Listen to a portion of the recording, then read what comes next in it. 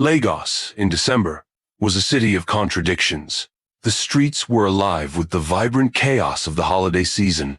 Hawkers darting between gridlocked cars, their trays of chin-chin and groundnuts balanced precariously, children chasing each other under strings of blinking Christmas lights, and the unmistakable smell of suya mingling with exhaust fumes. For Ada, the festive season was both a blessing and a curse. Blessing, because people were generous, willing to part with their cash in the spirit of the season.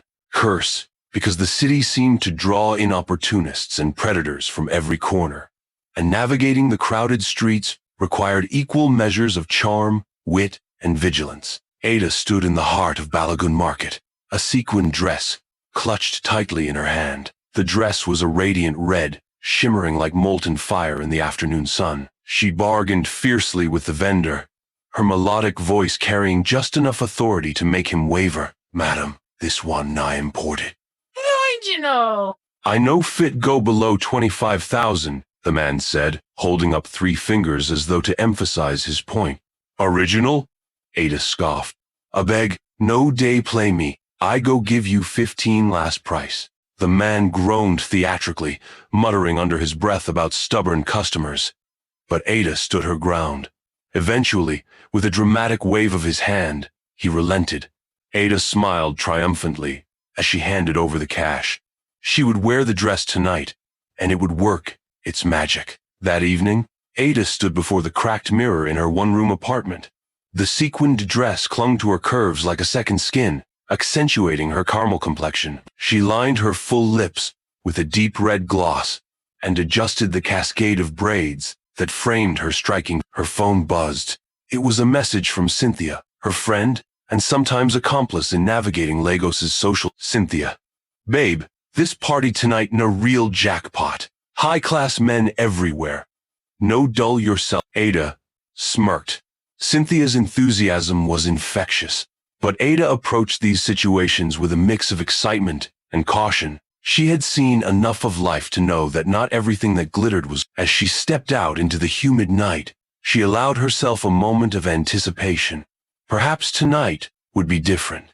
Perhaps tonight would offer her more than fleeting love. The party was held at a sprawling rooftop lounge in Victoria Island, its entrance guarded by towering bouncers in black suits. Ada arrived fashionably late, her confidence palpable as she climbed the stairs and stepped into a world of opulence. Crystal chandeliers cast a soft glow over the space, illuminating clusters of Lagos's elite sipping champagne and exchanging laughter. Ada spotted Cynthia near the bar, her petite frame draped in a golden gown. She waved Ada over. "You made it," Cynthia beamed, handing her a flute of champagne. "I told you this was the place to be." Ada sipped the drink, scanning the room with practiced ease. Her eyes landed on a man seated in a corner booth, his presence commanding. Despite his quiet demeanor, he was tall, with skin the color of polished mahogany and a jawline sharp enough to cut glass. His tailored suit was dark, understated, and undeniably expensive. Their eyes, Ada felt a jolt, like static electricity. The man inclined his head slightly, an invitation. Cynthia nudged her. "That's Desmond," she whispered. "Oil magnate or something. He's Desmond was magnetic. Up close, his presence was even more potent. He rose to greet her as she approached, his deep voice carrying a trace of a British accent. "Ada," she introduced herself, offering a smile. "Desmond," he replied, taking her hand. His touch was firm, his eyes holding hers with an intensity that was both thrilling and unnerving. Ada tilted her head, feigning nonchalance. "And what makes you think that?" He chuckled, a low, rich sound. "Call it instinct. You have a fire in your eyes, a woman who knows what she wants." Ada's heart fluttered despite herself.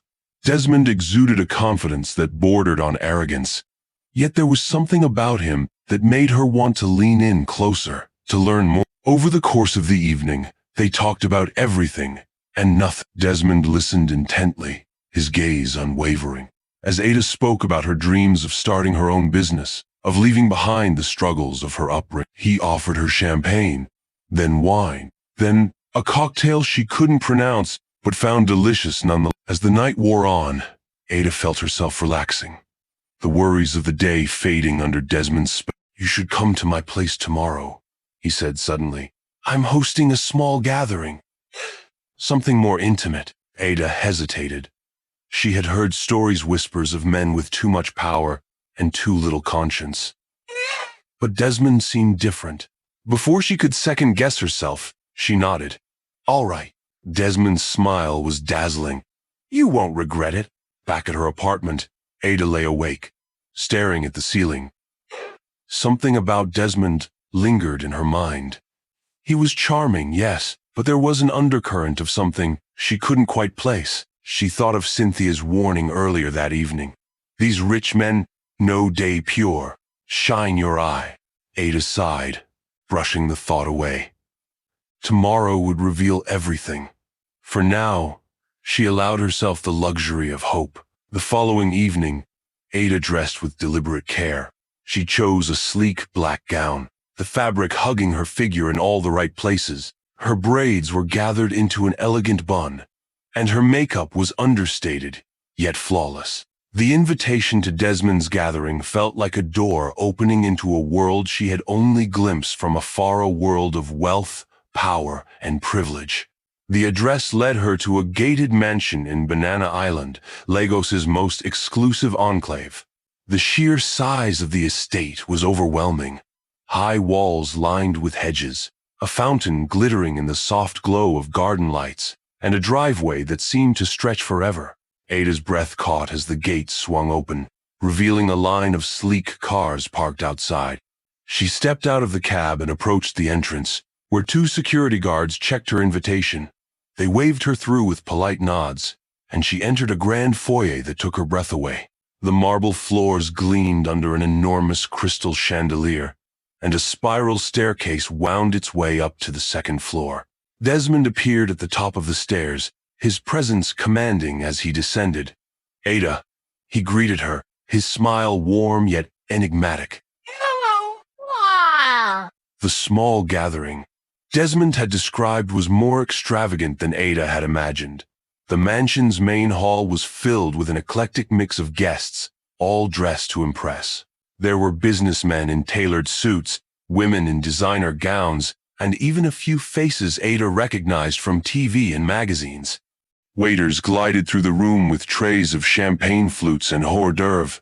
A live band played soft jazz in the corner, the music weaving through the low hum of conversation and laughter. Desmond stayed by Ada's side, introducing her to his circle. There was Beezy, a glamorous woman with a sharp tongue and an air of authority. Chidi, a jovial man whose laugh was contagious. And Amina, who seemed warm and welcoming, but had a way of watching Ada that made her uneasy. "This is your first time here, isn't it?" Amina asked, her smile not quite reaching her eyes. Ada nodded, keeping her tone light. "Yes, Desmond invited me." Amina's gaze lingered for a moment before she said, "Enjoy yourself. This place has a way of surprising people." Ada wasn't sure what to make of the comment, but she brushed it off. The evening was too dazzling to let small moments of doubt ruin it. As the night wore on, Ada began to notice things she hadn't before. Desmond's friends, while charming on the surface, seemed to share an unspoken connection, a way of exchanging glances that made her feel like an outsider. Conversation stopped abruptly when she approached, only to resume with forced laughter after she walked away. During one of the conversations, Ada excused herself to use the bathroom. The hallway leading to the restroom was quieter, the noise of the party fading into the background. As she walked, she passed a room with the door slightly ajar. Curiosity got the better of her, and she peeked inside. The room was dimly lit, its walls lined with bookshelves. In the center stood a table covered with strange objects, an ornate dagger, a small clay pot filled with what looked like dried herbs, and a wooden carving of a figure with hollow eyes. Before Ada could step away, she heard footsteps. She quickly moved back into the hallway. "Are you lost?" he asked, his tone light but his eyes sharp. "No," Ada replied quickly, forcing a smile. "Just looking for the bathroom." Desmond's smile returned, but it didn't quite reach his eyes. It's just down the hall. Let me show. As he led her to the restroom, Ada couldn't shake the feeling that she had crossed an invisible line. Back at the party, the atmosphere had shifted. The warmth Ada had felt earlier was gone, replaced by a sense of isolation. She noticed the way people were watching her not with curiosity, but with something darker. She found herself clinging to Desmond's presence, despite the unease growing in her chest. He seemed to sense her discomfort and suggested they step outside for fresh air. The mansion's garden was as luxurious as the interior, with perfectly manicured lawns and a pool that shimmered under the moonlight. Ada relaxed slightly as they walked, the cool night air calming her nerves. "You seem tense," Desmond said, his tone gentle. "I'm fine," Ada lied. "It's just overwhelming, I guess." Desmond nodded, his gaze thoughtful. "I understand. This world can be a lot to take in." He paused, then added, "But you belong here, Ada. I can see it in you. You're different." Ada wanted to believe him. She wanted to believe that this was her chance to escape the struggles of her life, to step into a world where she could finally breathe. But a small voice in her head warned her to stay alert. As they returned to the party, Desmond was called away by one of his guests. Ada took the opportunity to wander. She found herself in a quieter part of the mansion, her footsteps echoing on the marble floors. She stopped when she heard voices coming from a nearby room. The door was slightly ajar, and she leaned closer to listen. "She's perfect," a woman's voice said. "Smart, beautiful, and desperate enough to take the bait." "She won't suspect a thing," a man replied. "Desmond knows how to pick them." Ada's blood ran cold. She backed away, her heart pounding. She needed to leave. Ada's pulse raced as she retraced her steps, careful to avoid being seen. The festive music and laughter from the party now felt sinister, like a mask hiding something dark. She replayed the conversation she had overheard, each word slicing through her resolve to remain calm. "She's perfect. Desmond knows how to pick them." Every instinct screamed at her to leave, but she knew she couldn't simply walk out the front door. Desmond's mansion, with its high walls and guarded gates, felt more like a gilded prison now. Ada slipped back into the main hall, blending into the crowd as best as she could while scanning for an exit. Desmond reappeared by her side, his presence startling. "There you are," he said warmly, though his eyes searched her face as if trying to read her thoughts. "I was worried you'd gotten lost again." Ada forced a smile. "No, I just needed a moment to myself. It's a lot to take in." Desmond nodded, his gaze softening. "I understand. Why don't we step outside for a moment? The garden is much quieter now." Ada hesitated but realized refusing might draw suspicion. "Sure," she said, her voice steady despite the storm inside her. The garden was eerily silent, the earlier hum of conversation and laughter replaced by the faint rustle of leaves in the night breeze. Desmond guided her to a bench near the pool, the water shimmering under the soft glow of garden lights. "Do you trust me, Ada?" Desmond asked suddenly, his voice low. The question caught her off guard. She hesitated, choosing her words carefully. "I think trust is something that takes time to build," she said, meeting his gaze. Desmond studied her for a moment, before nodding.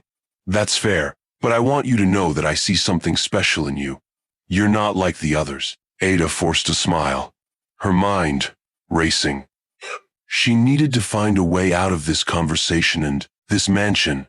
"Thank you," she said. "I appreciate that." Before Desmond could say more, the sound of footsteps interrupted them. Amina appeared, her expression unreadable. "Desmond," she said, her tone clipped. "We need you inside." Desmond frowned, his gaze flickering between Amina and Ada.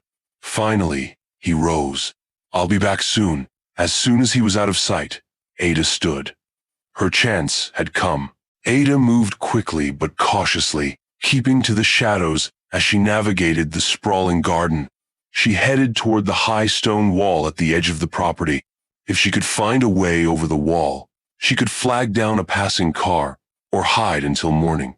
But the garden was vast, and the sound of voices carried through the night air. She glanced over her shoulder and froze. Two of Desmond's friends, Chidi and Bisi, were walking toward her, their expressions unreadable. "Ada," Chidi called out, his voice too friendly. Ada forced a laugh, pretending to adjust the strap of her dress. "Just needed some air. It's a little stuffy inside." Bisi's eyes narrowed. "You shouldn't wander off. It's not safe." The irony of her words wasn't lost on Ada. She smiled tightly, inching backward. "You're right. I'll head back now." As she turned, she heard their footsteps quicken. Panic surged through her veins. Without looking back, she broke into a run, her heels clicking against the stone path. Ada's shoes were not made for running, and she stumbled as the hem of her dress caught on a thorny bush. She yanked it free, her breathing ragged as she sprinted toward the wall. She could hear Chidi and Bisi shouting behind her, their footsteps growing louder. Reaching the wall, she searched desperately for a way to climb it. Her eyes landed on a trellis covered in ivy. Gripping it tightly, she began to climb, her arms trembling with the effort. "Ada, stop!" Chidi shouted. His voice was closer now. Ignoring him, she hoisted herself over the top of the wall, scraping her hands and knees in the process. She dropped to the other side, landing hard on the gravel. Pain shot through her ankle, but she didn't stop. She limped toward the main road, her eyes scanning for headlights. A car approached, its headlights cutting through the darkness. Ada stumbled into the road, waving her arms frantically. The driver, a middle-aged man in a dusty taxi, slammed on the brakes.